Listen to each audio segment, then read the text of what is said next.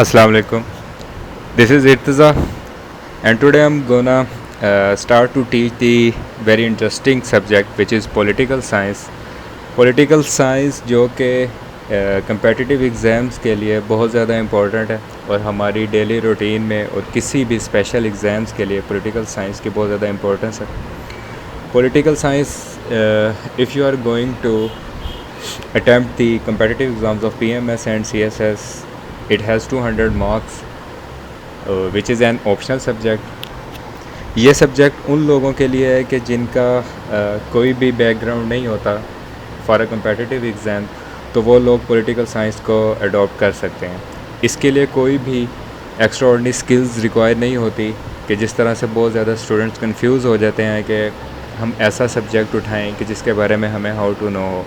तो political science एक बहुत ही ज़्यादा इंटरेस्टिंग सब्जेक्ट है कि जिसके अंदर अगर आप थोड़ी सी कंसंट्रेशन रखें तो बहुत ही कम चांसेस होते हैं कि आप इस सब्जेक्ट में फ़ेल हो जाएं. लेकिन इस सब्जेक्ट को पास करने के लिए और बहुत ज़्यादा मार्क्स अगर आप गेन करना चाहते हैं तो इसकी कुछ टेक्निक्स हैं. और पॉलिटिकल साइंस का जो सब्जेक्ट है वो 200 मार्क्स पे जो कंसिस्ट होता है, उसका पेपर ए होता है और पेपर बी होता है. तो आगे हम इसके कोर्स कंटेंट के बारे में बात करेंगे. बेसिकली इस वीडियो को बनाने का पर्पस ये है कि जो लोग मतलब कि समझते हैं कि हमारी इंग्लिश पे इतनी ज़्यादा ग्रिप नहीं है और हमें जो पॉलिटिकल सिस्टम होता है उसके बारे में कोई हाउ टू नो नहीं है, तो हम इसको अडॉप्ट करें या ना करें. तो उन लोगों के लिए एक ये मैसेज है कि ये एक ऐसा सब्जेक्ट है कि अगर आपके पास कुछ भी बैकग्राउंड नहीं है तो आप थोड़ी सी मेहनत करके इस सब्जेक्ट में अच्छे मार्क्स गेन कर सकते हैं. तो आगे बात करते हैं कि व्हाट इज़ पॉलिटिकल सिस्टम. तो पॉलिटिकल सिस्टम की ये जो डेफिनेशन है ये किसी बुक या किसी इंटरनेट के कंटेंट से नहीं उठाई हुई, बल्कि ये खुद मतलब कि जो स्टडी की है मैंने, तो उसी के बिहाफ पे एक छोटी सी डेफिनेशन है जो कि हर बंदा इसको ईज़िली समझ सकता है. Which is that a political system is that system which interacts with the surroundings of environment. तो पॉलिटिकल सिस्टम एक ऐसा सिस्टम है कि आपकी सराउंडिंग्स में मतलब कि जो इन्वायरमेंट होता है, इन्वायरमेंट के अंदर जो जो चीज़ें आ जाती हैं, बेसिकली लोग हैं, कस्टम्स हैं और वहाँ के रूल्स एंड रेगुलेशन हैं. तो पॉलिटिकल सिस्टम इन सब को डील कर रहा होता है. बेसिकली जो इन्वायरमेंट है वो डिफरेंट रिक्वेस्ट जनरेट करता है, जिसको आप क्वेरीज भी बोल सकते हैं, डिमांड्स भी बोल सकते हैं, वो प्रोपेगेंडास की शक्ल में भी हो सकते हैं. वो सारी जनरेट होती हैं, जिसके लिए एक रियल लाइफ में अगर हम एग्ज़ाम्पल लें तो जो आजकल सिचुएशंस चल रही है हमारी कंट्री के अंदर, तो मुख्तलिफ़ लोग ये कह रहे हैं कि मतलब कि जो प्राइस इन्फ्लेशन है वो बहुत ज़्यादा हो गई है.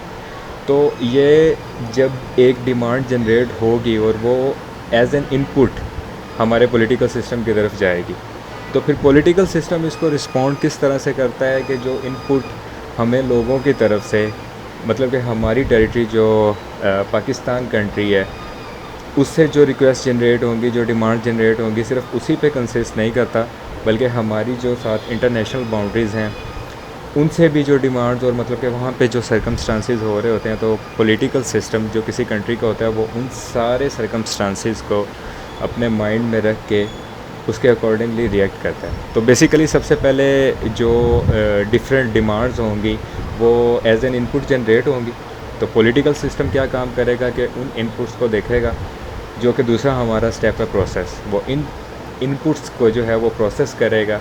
और देन हमारे पास थर्ड नंबर पे gate keepers, which is very important. तो गेट कीपर्स के नाम से ही एक कॉमन मैन भी समझ सकता है कि गेट कीपर्स क्या होते हैं. गेट कीपर्स का पर्पज़ ये है कि जो भी डिमांड्स हमारे पास जनरेट हुई हैं जो कि इनपुट की शक्ल में आ रही हैं, तो बेसिकली ये वो गेट कीपर्स हैं जो कि इन सारी डिमांड्स को प्रोसेस नहीं करेंगे.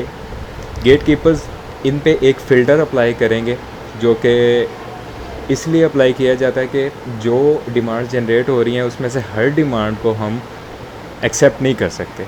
जो बहुत ज़्यादा इम्पोर्टेंट होगी तो गेट कीपर्स उस डिमांड को प्रोसेस करके आगे पास कर देंगे, जो कि फाइनली फिर हमारे पास आउटपुट में आ जाएगी.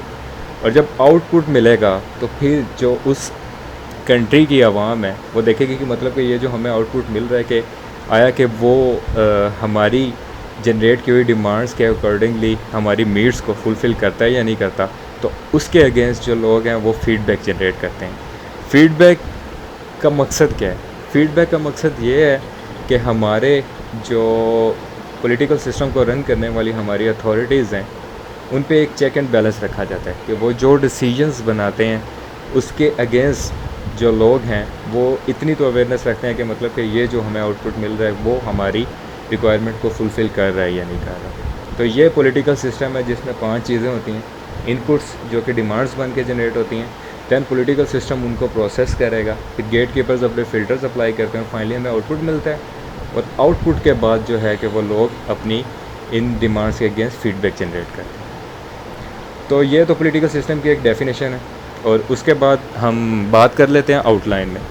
मोस्टली जो कि कंपेटिटिव एग्ज़ाम जो कि पाकिस्तान में CSS और PMS, तो उसकी आउटलाइंस की अगर हम बात करें तो वो 2 पेपर्स होते हैं पॉलिटिकल साइंस के। तो जिससे लोग ये समझते हैं कि हम इनको कवर करना हमारे लिए इतने कम ड्यूरेशन में बहुत मुश्किल होगा, तो वो डिफरेंट बुक्स ढूंढना शुरू कर देते हैं। तो इन स्लाइड्स को बनाने का बेसिक पर्पज़ ये है कि वो लोग जो कि बुक्स को कैरी करना अच्छा नहीं समझते या उनकी इतनी मतलब कि कैपेसिटी नहीं है कि वो बुक्स में से जो उनके मतलब कि काम की चीज़ें हैं उनमें से वो क्वेश्चंस अपने प्रिपेयर करें, लिखें, अपने नोट्स बनाएं। तो उनके लिए ये शॉर्ट्स जो नोट्स होंगे वो हर टॉपिक के ऊपर आपको प्रोवाइड किए जाएंगे। तो बेसिकली चलो आउटलाइन पे बात करते हैं। तो हम सबसे पहले इसमें फ़िलासफ़र्स पढ़ेंगे, जिसमें हमारे पास वेस्टर्न फ़िलासफ़र्स भी हैं और कुछ ईस्टर्न फ़िलासफ़र्स और मुस्लिम फ़िलासफ़र्स उसमें इंक्लूड हैं। तो फ़िलासफ़र्स के अंदर हम बेसिकली उनकी फ़िलासफ़ीज़ पे बात करेंगे जो कि उन्होंने पॉलिटिकल साइंस और पॉलिटिकल सिस्टम पे अपनी थेरीज़ और व्यूज़ जो हैं वो पेश किए हैं।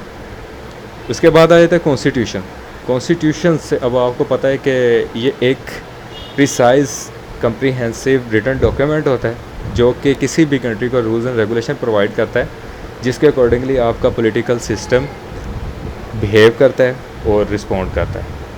फिर हम बात करेंगे कि डिफरेंट पॉलिटिकल सिस्टम के डिफरेंट कंट्रीज़ के अंदर किस किस तरह के पॉलिटिकल सिस्टम जो हैं वो अप्लाई किए जा रहे हैं। उसके बाद एक बहुत मोस्ट इम्पॉर्टेंट क्वेश्चन आता है कि डेविड ईस्टन और गैब्रियल एल्मर्ट्स का पॉलिटिकल सिस्टम। तो इसमें बेसिकली ये है कि इन्होंने थ्योरी से हट के प्रैक्टिकल अप्रोच जो है वो दी और फैक्ट्स एंड फिगर पे बात की, जो कि लोग जस्ट थ्योरीज़ पे ही भागते थे और इसको जो है वो रियल लाइफ में या प्रैक्टिकली इसको इम्प्लीमेंट नहीं करते थे। तो इनके मॉडल्स के बारे में भी हम पढ़ेंगे। और देन फाइनली है ऑर्गन्स ऑफ गवर्नमेंट। तो गवर्नमेंट के ऑर्गन्स जो बेसिकली हम देखते हैं कि 3 होते हैं। एग्जेक्टिव होता है हमारे पास, जुडिशरी होता है और लेजिस्लेचर होता है। तो इस पे हम सारी डिटेल्स पे बात करेंगे। और इस आउटलाइन पे ये जो 5 क्वेश्चंस अगर आप यही कर लेते हैं तो आप दोनों पेपर में से 50 to 60 मार्क्स जो है ना वो ईज़िली ना गेन कर सकते हैं। दैन हम बात करेंगे कि marks and techniques for preparation.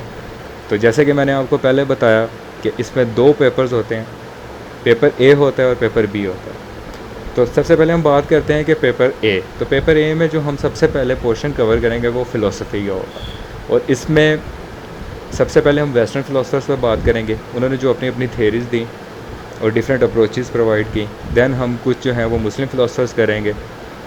और फिर हम फाइनली जो पेपर बी में से कॉन्स्टिट्यूशंस का पार्ट पहले करेंगे। हर कंट्री का कोई ना कोई कॉन्स्टिट्यूशंस होता है जिसकी बेस पे वो उस कंट्री को जो उसकी स्टेट मशीनरी है उसको चला रहे होते हैं। तो ये जो 2 पोर्शन है ये आपके दोनों पेपर के 40 मार्क्स को कवर कर लेते हैं। और जब हम कल से इंशाल्लाह इस लेक्चर के बाद जो हम फाइनली हम फ़िलासफ़ी के पार्ट पे मूव करेंगे और हम सबसे पहले जो है वो प्लाटो को पढ़ेंगे। प्लाटो की जो थेरीज़ थी about political system, education and justice, तो वो उसका मैं आपको जो सारे पॉइंट्स हैं वो आपको यहाँ पे दिखाऊंगा, जिसकी वजह से आप उनको पढ़ के ईज़िली चीज़ों को एक्सप्लेन कर सकते हैं। और रही बात कम्पेटिटिव एग्ज़ाम की, तो इसमें मैं आपको एक बात बताना चाहूँगा कि इसमें कोई क्रैमिंग और इस तरह का कॉन्सेप्ट नहीं होता। अगर आपके पास कॉन्सेप्ट्स हैं, आपने चीज़ों को अच्छी तरह से रीड की है, then you are able to write. तो स्टार्ट करेंगे फिर हम नेक्स्ट लेक्चर से जो फ़िलासफ़ी का पार्ट जो पेपर ए में है। तो सबसे पहले हम उसमें वेस्टर्न फ़िलासफ़र्स करेंगे, then we will move towards constitutions. तो ये आज का मेरा वीडियो बनाने का फर्स्ट पर्पस था कि जिसमें मैंने पॉलिटिकल साइंस को इंट्रोड्यूस किया कि